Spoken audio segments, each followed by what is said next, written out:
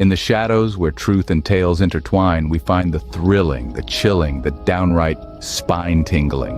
From the paranormal to the peculiar, every echo has a story. Dare to delve into the unexpected, the unexplained? Brace yourself, for you're about to embark on a journey where fear meets fascination. Stay tuned if you dare, for stories that will make your heart race and your mind ponder. Welcome to the realm of the eerie, the realm of the unknown.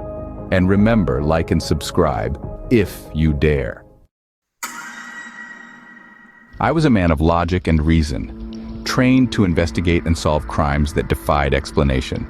But nothing could have prepared me for the case of Charlotte, a woman who vanished without a trace during a hiking trip near a remote forest.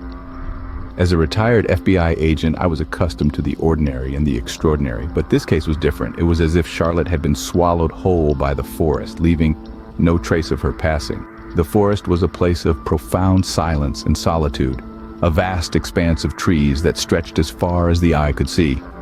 The locals, a hardy, close-knit community, lived in the shadow of the forest, a constant reminder of the wilderness that lay just beyond their homes. They spoke of the forest in hushed whispers, their eyes reflecting a mix of fear and respect. They talked of an old curse, of strange happenings, and of those who had ventured too far into the forest depths and never returned. The small town nearby was an isolated dot on the map, a place where the modern world seemed to have softly faded into the background. The people here lived simple lives, untouched by the hustle and bustle of city life. Yet beneath the surface of this idyllic rural setting, a sense of unease lingered. The town's inhabitants were polite but reserved, their smiles failing to reach their wary eyes. The disappearance of Charlotte had sent a ripple of fear through the community. The locals were more than willing to help, but their assistance was tinged with apprehension. They knew something I didn't, something they weren't willing to share. But I was determined to find Charlotte, to bring her back to her worried husband, to restore some semblance of normalcy to this quiet town. The forest loomed ominously before me, its trees standing tall like ancient guardians. The air was thick with an eerie silence, broken only by the distant call of a bird. The forest seemed to be waiting, its secrets hidden beneath a dense canopy of leaves. Undeterred by the chilling tales, I pressed on, determined to find the missing wife. As I delved deeper into the forest, the air became thick with an unnatural stillness. A sense of foreboding hung heavy, like a shroud muffling the usual forest sounds. The rustling leaves, the chirping birds, all seemed to quiet down, as if afraid to break the oppressive silence.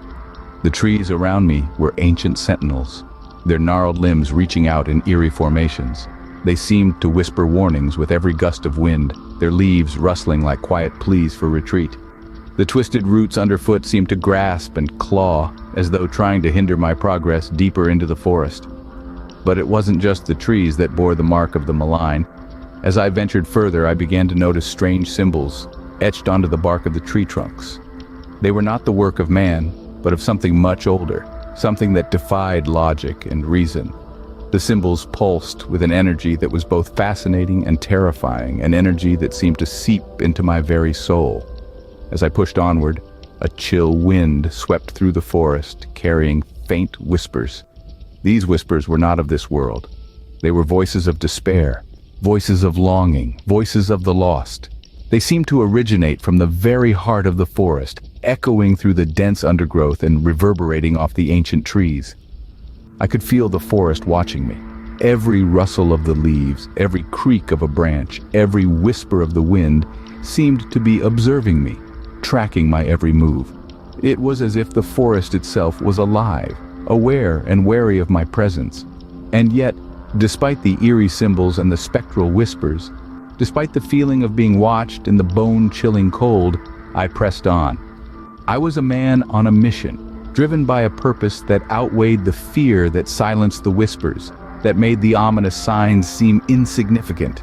Ignoring the ominous signs, I followed the faint trail left by Charlotte. One fateful night, I stumbled upon an abandoned cabin deep within the forest. The structure was old, its wooden walls weathered by time and the harsh elements.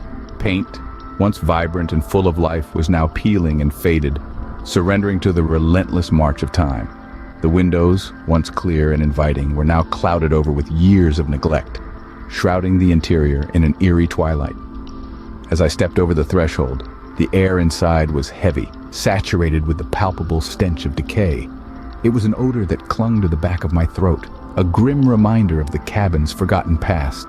Each creaking step across the worn floorboards echoed through the silent rooms, a symphony of solitude and desolation. In the dim light, I found a journal, its pages yellowed and brittle. It was a chronicle of despair, a testament to the tragic fate of those who had fallen victim to a curse older than the towering trees outside.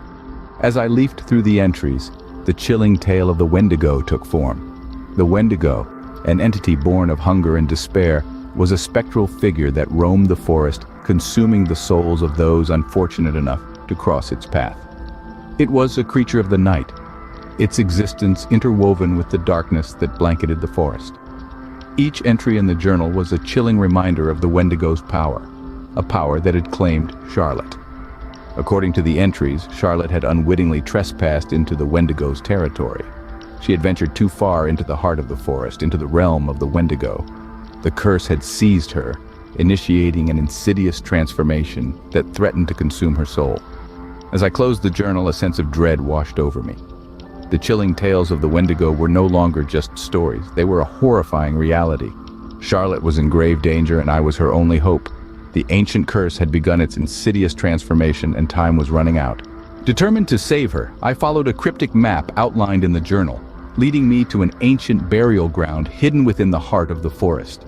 The air was thick with menace, the silence punctuated only by the distant hooting of an owl. An eerie glow permeated through the dense foliage, casting long, monstrous shadows that danced and twisted with the wind. Suddenly, a gut-wrenching growl echoed through the forest, sending a chill down my spine. There it was, the Wendigo, a grotesque abomination, once a loving wife, now a vessel for an ancient curse. Her eyes, once full of life, now glowed with an otherworldly hunger, her form twisted and distorted by the malevolent force that held her captive.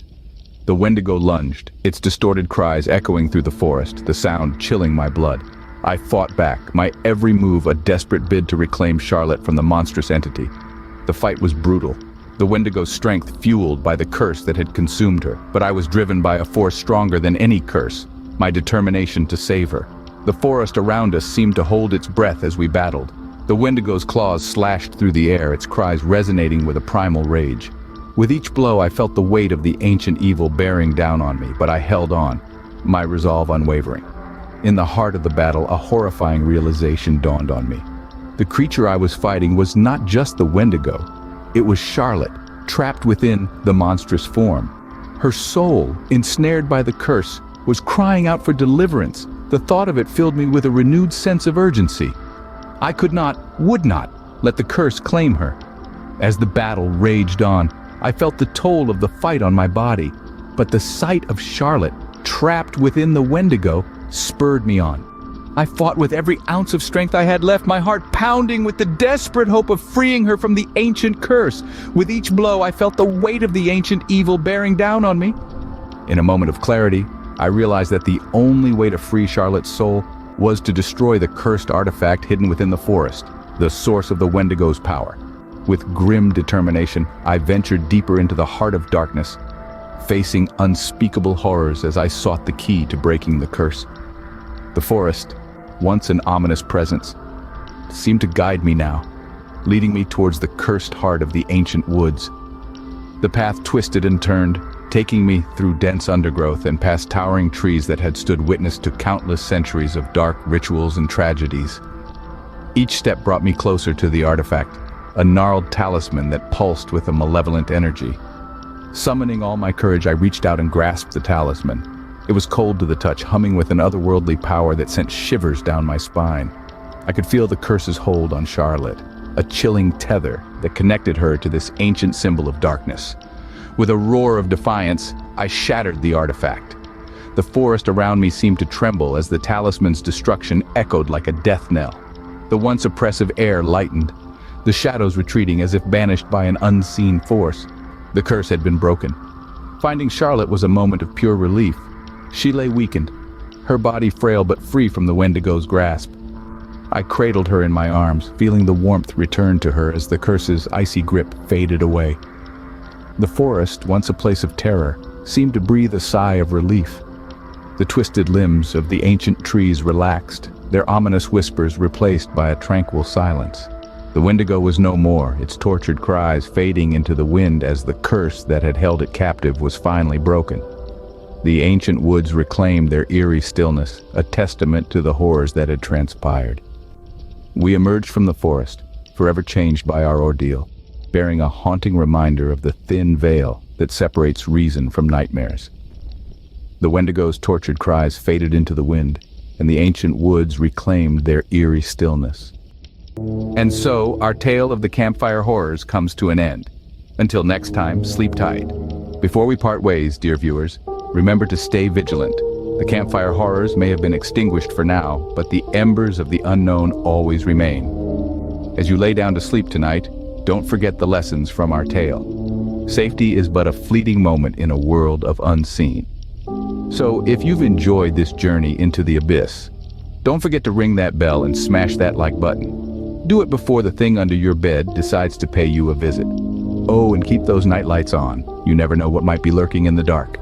Thank you for embarking on this terrifying adventure with us. Until our paths cross again in another tale of the unknown. Goodbye and sweet dreams, if you can.